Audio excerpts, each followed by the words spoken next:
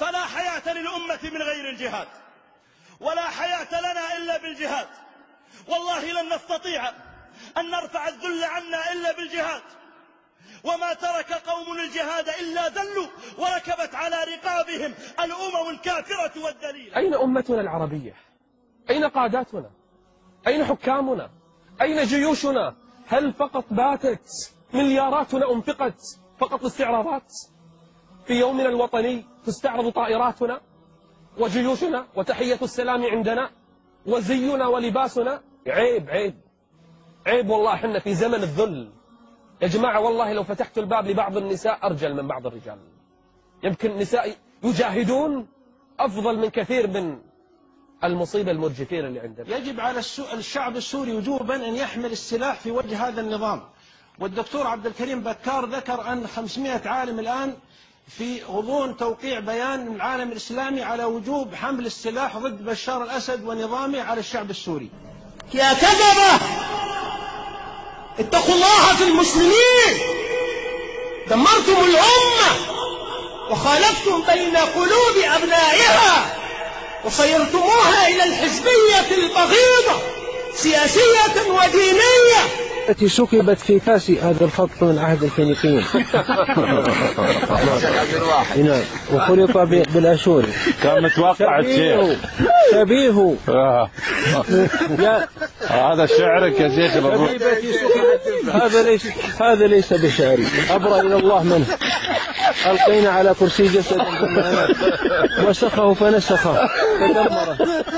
تصدق اني ما قضى عليه ولم اقل من هذا الشيء. فوكذا وموسى شبيبتي سكبت في كاس صحبتي. ما سمعتم هذا الشيء؟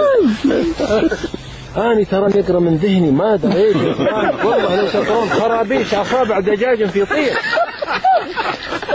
وطارق. الله قاعد جزاك الله خير. أما العريفي فنجم في سماء هدى يضيء للخلق من بدو وحضار. وطارق الفضل للحواس نسبته كنفحة العود في جزل من النار. الله أكبر الله أكبر. النبيل فكل النبل يعمره. يا سلام. أنا بأوصافي عن فضله داري وللدويش صافي الود أرفعه كأنه وابل من نهره الجاري إلى أن قلت وفقني الله وإياكم وبلبل الروض وبلبل الأرض وبلل وبلبل الروض وبال في الأرض وبلبل. كيف تنطق يا إخواني الباب؟ لحظة يا شيخ. أما نبيل فكل النبل يعمره ألا بأوصافه عن فضله دم. هذا خطر عظيم، ولا سيما في هذا الوقت، إنه قل العلماء، قل الفقهاء، وكثر القراء وقل.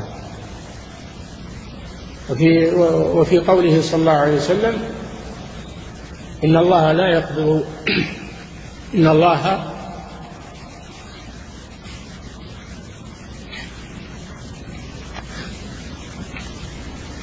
لا يقبض هذا العلم، لا يقبض هذا العلم انتزاعا من صدور الرجال،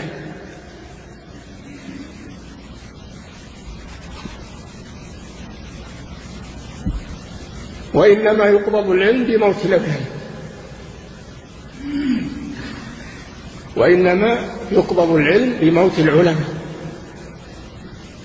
حتى إذا لم يبقى عالم اتخذ الناس رؤوسا جهالا فأفتوا بغير علم فضلوا وأضلوا، ولا حول ولا قوة إلا بالله.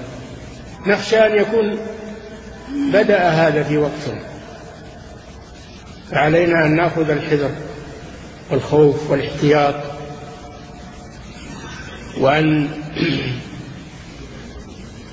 نختار أهل العلم وأهل الثقة حسب الإمكان،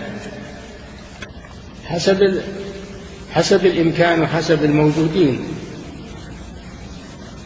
أما العلماء السابقون والأحبار هؤلاء ذهبوا، لكن خير الموجودين فاتقوا الله ما استطعتم. نسأل الله أن يوفقنا وإياكم لمعرفة الحق والعمل به.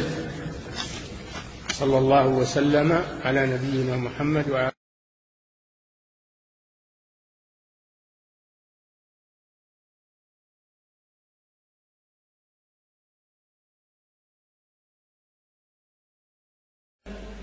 هذه نتيجة دعوتكم الفاشلة وتضليلكم السافر للمسلمين. أيها الغششة، عاملكم الله بعدله وهتك أستاركم، ما أقبح بدعكم واتباع أهوائكم.